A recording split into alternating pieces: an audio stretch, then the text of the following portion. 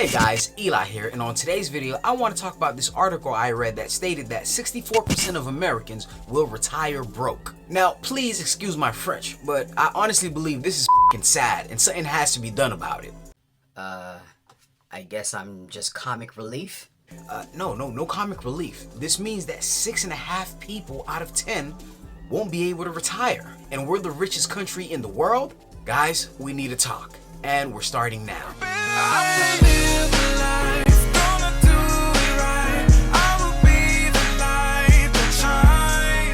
If you guys love to talk about personal finance and mindset and you want to help support the Urban Lifestyle channel, start now by hitting the subscribe button, hit the notification icon so you guys get future notifications of my future videos. And to all my thumbs up squad, please show up on this video, hit that thumbs up because this video needs to be shared to a lot of people, alright?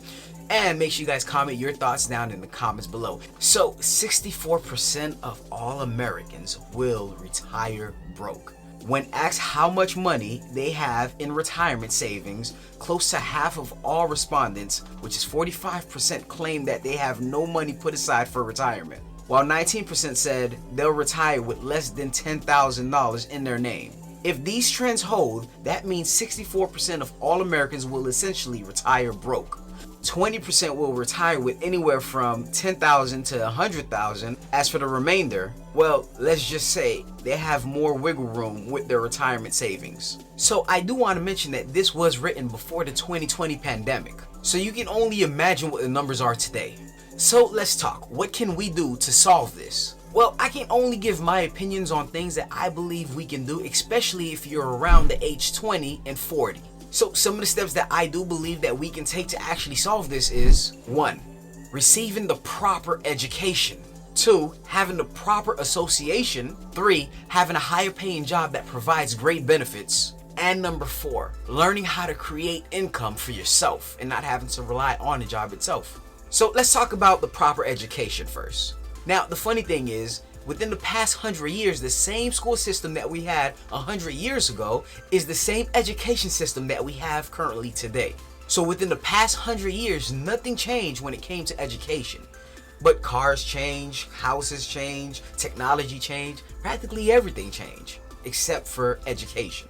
Now, the reason I have a problem with this is because everyone in the US itself right now, well, mostly everyone, has gone through this education system. And while so much in the world has changed within the past 100 years, I would think that the education should change as well. Which makes sense because if you needed a job, all employers would want their employees to be educated in some way, shape, or form. But the thing is, 100 years ago, bills wasn't as redundant as they are today. And one person in a family can provide for the entire family with just one job. But nowadays, you have so much bills, you have car notes, you have mortgages, you have technology, you have subscriptions, and of course you have rapidly changing fashion clothes that changes each and every month. I mean, I just can't keep track of it. So in layman's terms, our money is being more divided today than it was back then. So I feel that some of the subjects that school teaches should be a little bit more divided as well. Now, I do think we should learn how to read, math, write, and do all those extra stuff. But at the same time, I went my entire school system without even knowing the word or what is a recession. And I graduated in 2007. So I learned about a recession after I graduated when the country was in a recession. So with that, I do believe that money should be a major topic, like, hey, how do you create money for yourself? How to keep yourself out of debt? How to build on credit? How to work on your credit?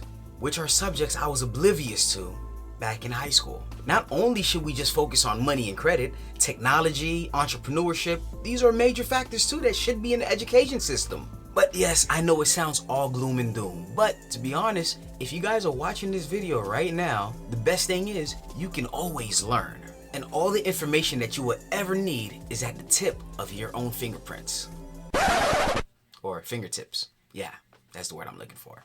You can learn about finance, you can learn about budgeting, you can learn about credit, you can learn about anything all on your phone. You can also learn about entrepreneurship too on this small device right here at the tip of your fingertips. Okay, so let's go into the second thing, the proper association.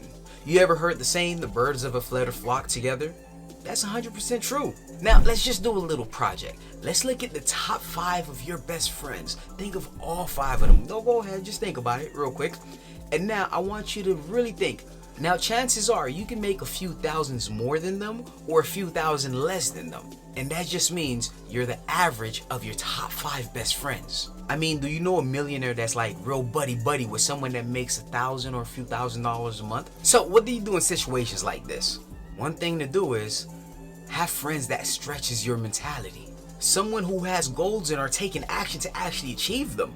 Now what would happen is that person will make you so uncomfortable that you don't want to be around them because they're achieving big stuff and you feel like you're not really doing anything, or you're going to do whatever in your power to actually level up yourself. And now sometimes it may just be difficult to have millionaire friends, but you can always just start off with finding somebody that's making $20,000 more than you, or just do what I do.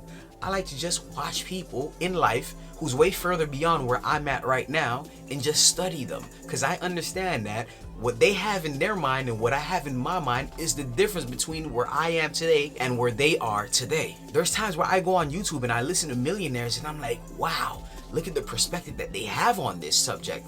I wouldn't even think of that. It's just crazy how the mindset is just totally different.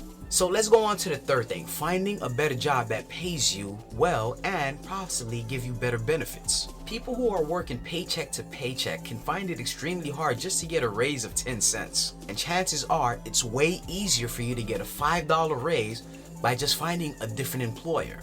Now, some people that actually does that sometimes get trapped in something I like to call being broke at a higher level. That's where you have so much more income coming in and you decide to bring your lifestyle up just a tad bit. And then you just find yourself being paycheck to paycheck again. Well, since I make a little bit more money, I can afford that car, I can get that new house, I can buy that new phone, and that new $1,000 watch that I wanted so bad. Yeah, man, this is gonna be perfect. Now you add all that to your expense and now you're still stuck in that rat race that you've been trying to escape the whole time. 9 times out of 10, if you just delay gratification, cut your spending, lives below your mean, you would have a lot more money that would appear on your budget, and take some of that and put it into your retirement funds as well. Now we go on to number 4, which is finding ways to create money for yourself. Now, we all know it takes money to make money, and I believe so too. And as a matter of fact, I did what was suggested in number 3, which was find a better job that pays me more, just so I can have more money so I can invest to make more money for me. Whether it's investing in the stock market, investing in your own business, or just investing in yourself.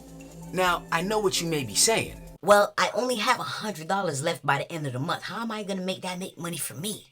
Well, if you only have $100 and you take that $100 and you turn it to a 10% increase and get $10 back from it, that means if you did the same exact thing with $1,000, you would have made $100. And if you did that with $100,000, then you would have made $10,000. And if you did that with $1 million, you would have made $100,000. Before you can learn how to run, you're gonna have to learn how to walk. But before you can even learn how to walk, you're gonna need to learn how to crawl. But before you can even crawl, you're gonna need to have some sort of control of your arms and legs. So to recap, one of the first things you would want to do is make sure you get the proper education, learn about money, learn about credit, learn about budget, learn about technology, and learn about stuff that would actually produce a way better future for yourself. Number 2, associate with the proper people, associate with people in life that stretches you and makes you want to be a better person. And number 3, you can always get a higher raise if you just switch industries or find an employer that would pay you a little bit more for what you're worth. And 4, learning how to create income for yourself by just investing your money or investing in businesses or investing in yourself.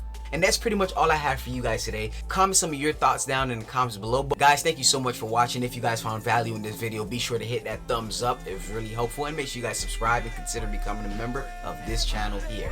Thank you so much for watching and have a beautiful day. Oh, that's why